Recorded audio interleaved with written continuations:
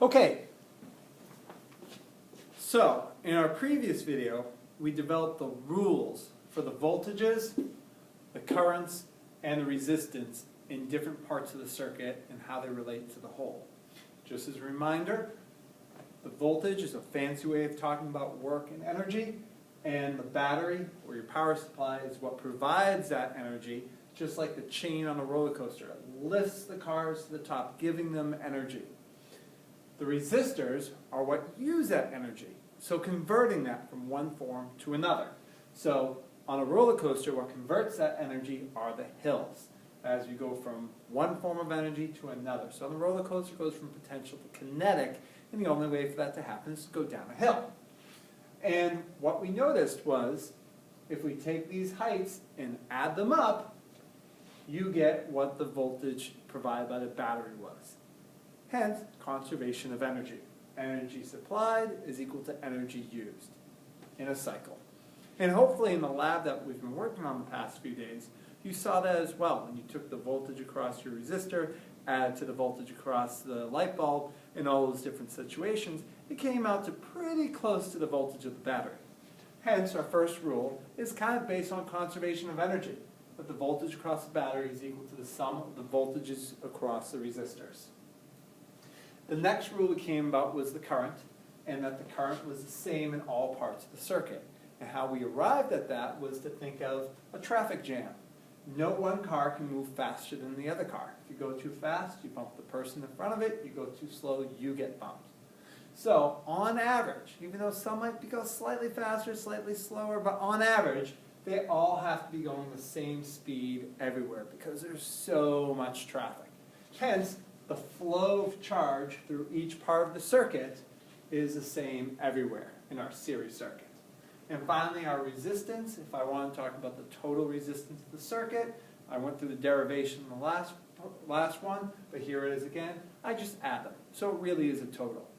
Later on, when we do parallel circuits, we'll see it's not quite the case. All right, so this is what we're going to do. I've created a problem. I've changed the slide where I've actually added a voltage for the battery. It's 10 volts. That's what the power supply, what we're providing, or a battery. And I gave values for the resistor. So we're going to call R1 2 ohms, R3 3 ohms. And we're going to find a list of things. We're going to find the total resistance, the current provided by the battery, the current through resistor 1, the current through resistor 2, and the voltages across resistor 1 and resistor 2. And we'll even test that rule as well, okay? So to see if it's consistent. And what you're going to do is, I'm going to sort of help you through this problem. I'm not going to totally do it out. You're going to do it out. And you're going to put your answers in the survey link provided right below, okay? So you can put your answers on a separate piece of paper and then plug them into the survey. Or if you prefer, you can have two windows open at the same time. And I'm actually going to take these slides. I'm going to put the slides here right up on the website as well, so you can kind of go back and forth how you see fit. And you can always pause and rewind, okay? And go back to the original video. So, first thing we're going to get is the total resistance, okay? So, we're going to use this expression here, that the total resistance is the sum of the individuals. So we've got a 2 ohm resistor and a 3 ohm resistor, okay? So to get the total, we just add them. So go ahead and do that, and don't forget to have the proper units, and you can put that on the survey spot. Go ahead and pause. Okay, the next thing we're going to do is get the current. So you might look at this and say, oh, I'm getting a little nervous here, what do I do? Well, keep in mind, Ohm's law always works, okay? Ohm's law always works. So in this case here, what we can say is, imagine this was one battery with one giant resistor. And that battery was providing 10 volts. And here's our resistor, which you already calculated, the total resistance of the entire circuit. So if Ohm's law works, V equals IR, you know the voltage of the battery, you just solved for the total resistance, so now all you got to do is some algebra to get I by itself. So do your algebra, get I by itself, solve for it, and then put in your number for V, put in your number for R, and get your value for the current that's being provided by the battery. Okay? Don't forget about your units. Units for current are amps. Okay? So go ahead, I'll give you a moment to pause and do that. Alright, now that you got the current through the battery, the current here, we need to get the current through this part and this part. How do we do that? Remember our traffic jam. Nobody can go any faster than anyone else.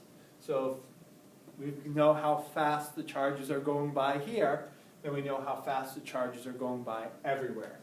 So if you know the current here, provided by the battery, you know the current going through I1 and I2.